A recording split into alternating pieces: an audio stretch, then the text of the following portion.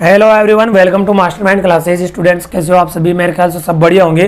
तो गाइज मैं आपको इंग्लिश टू हिंदी ट्रांसलेट करना सिखा रहा था, तो उसी के बेस पर आज अपनी सेकंड नंबर की क्लास है।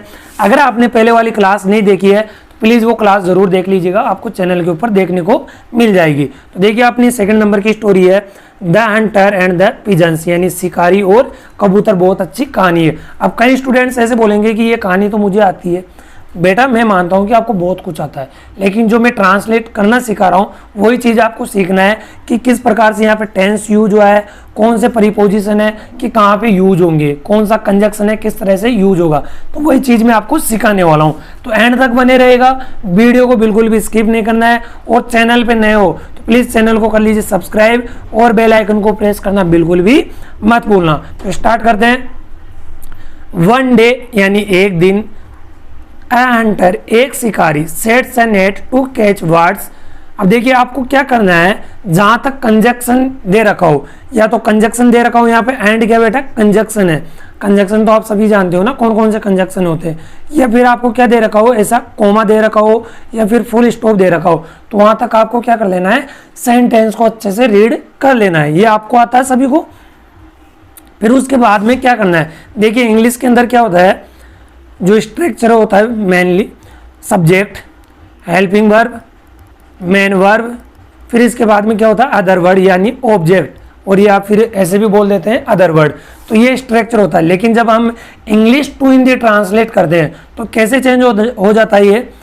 पहले सबसे पहले आपको बोलना है सब्जेक्ट, इसके बाद में आपको बोलना है ऑब्जेक्ट, फिर इसके बाद में बोलना है आपको मेन वर्ब। क्या बोलना है? Main verb. क्या बोलना है इसके बाद में? Main verb. फिर इसके बाद में आपको हेल्पिंग वर्ब बोलना है, यानी टाइम बताना है। भाई ये होता है ट्रांसलेट करने का तरीका। ये आपको 90% काम कर जाएगा। अगर आप प्रैक्टिस करोगे ना तो ऑटोमेटिक आपको पता चल जाएगा कि किस प्रकार से आपको बोलना है। यहाँ तक क्लियर है? देखिए ऐसा कोई नहीं बताएगा आपको कि इस प्रकार से ट्रांसलेट करना है। तो आपको क्या करना है, अच्छे से सेंटेंस को रीड कर लेना, जहां तक आपको या तो कंजक्शन दे रखा हो या फुल स्टॉप दे रखा हो। ओके, तो अब क्या करते हैं, यहाँ पे देखिए सब्जेक्ट कौन सा है यहाँ पे, ए हंटर। क्या है यहाँ पे? ए हंटर। ये तो कॉमन है यहाँ पे, वन डे यानी एक दिन। ए हंटर यानी एक शिकारी। फिर ऑब्जेक्ट क्या है? वर्ड्स, यानी पक्षियों को पकड़ने के लिए। मेन वर्ब क्या है यहाँ पे? कैच। तो कैच का मतलब होता है पकड़ने के लिए। वर्ड्स यानी पक्षियों, यहाँ पे एक पक्षी की बात नहीं बेटा, ये प्लुरल है।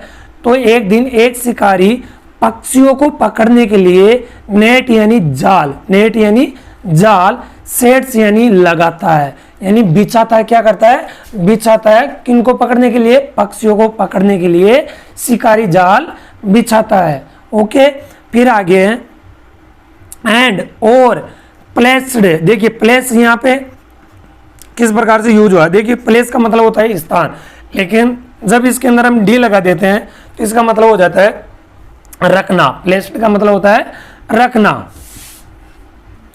प्लेस्ड ग्रेन्स, ग्रेन्स का मतलब होता है पका हुआ अनाज। ग्रेन्स उस चीज को बोलते हैं जो पकी हुई चीज हो, जैसे कि अनाज। तो यहाँ पे अनाज को बोलेंगे grains. Placed grains and rise over the net. Over का मतलब होता है ऊपर। किसके ऊपर बेटा? जाल के ऊपर। तो क्या बोलेंगे इसको, जो शिकारी था नेट के ऊपर अनाज और चावल रख देता है। राइस का मतलब होता है चावल। नेक्स्ट आगे है after some time a flock of pigeons comes by. अब देखिए यहाँ पे एंड कंजक्शन आ गया है, तो यहाँ पे आपको रुक जाना है। तो after some times, after some times का मतलब होता है कुछ समय बाद। ए फ्लोक, फ्लोक का मतलब होता है झुंड, यानी एक झुंड ऑफ पिजन्स, यानी कबूतरों का एक झुंड आता है। कम्स का मतलब आता है। यहाँ पे पास्ट टेंस की मैं बात नहीं कर रहा हूँ, यहाँ पे प्रेजेंट इंडेफिनिट टेंस है। तो यहाँ पे देखिए अगर फ्लोक आया है झुंड, अगर यहाँ पे व्यक्तियों की बात होती तो व्यक्तियों के लिए हम इंग्लिश में यूज करते हैं क्राउड, लेकिन पक्षियों के लिए क्या यूज करेंगे, हमें फ्लोक वर्ड यूज करेंगे। समझ में आ गया यहाँ तक? तो क्या करता है, कुछ समय बाद कबूतरों का झुंड आता है एंड और स्टार्ट ईटिंग ग्रेन्स, और क्या करते हैं वो अनाज को खाने लगते हैं। And get caught in the net, और क्या कर लिया जाता है, वो नेट में फंस जाते हैं। क्या हो जाते हैं? नेट के अंदर पकड़ लिए जाते हैं या फंस जाते हैं। नेक्स्ट आगे, नेक्स्ट क्या बोल रहा है, after some time they started losing hope.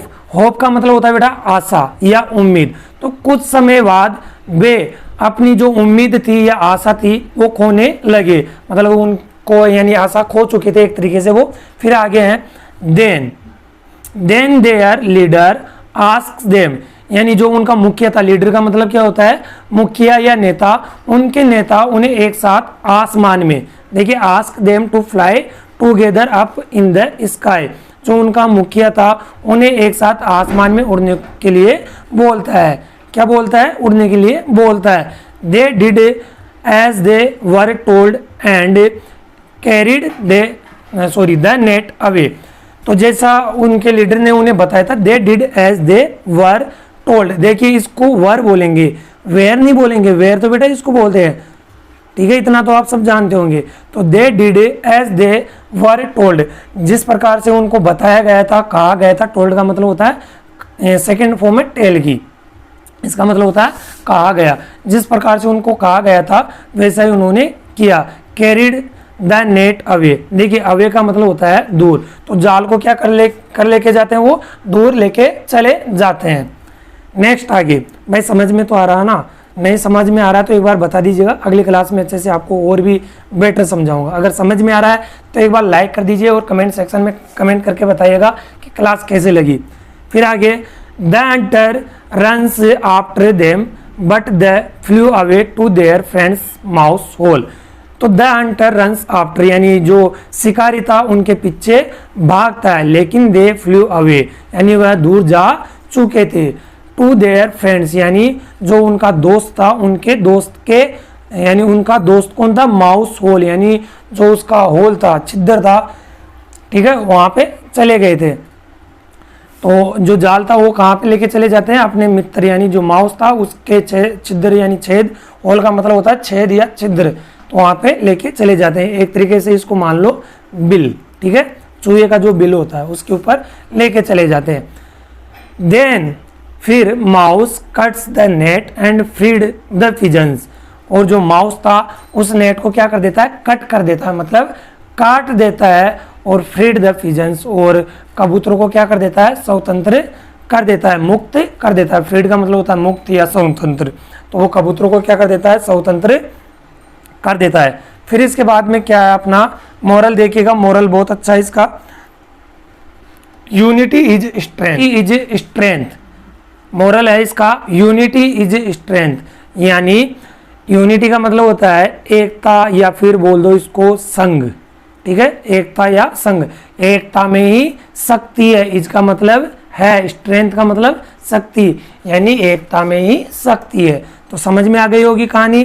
तो देखिए गाइस, चैनल पे नए हो तो प्लीज चैनल को कर लीजिए सब्सक्राइब और बेल आइकन को प्रेस करना बिल्कुल भी मत भूलना। रोज आपको शाम को 7 बजे क्या देखने को मिलेगी? क्लास देखने को मिलेगी, और सुबह 11 बजे। ओके, तो तब तक के लिए बाय बाय, टेक केयर।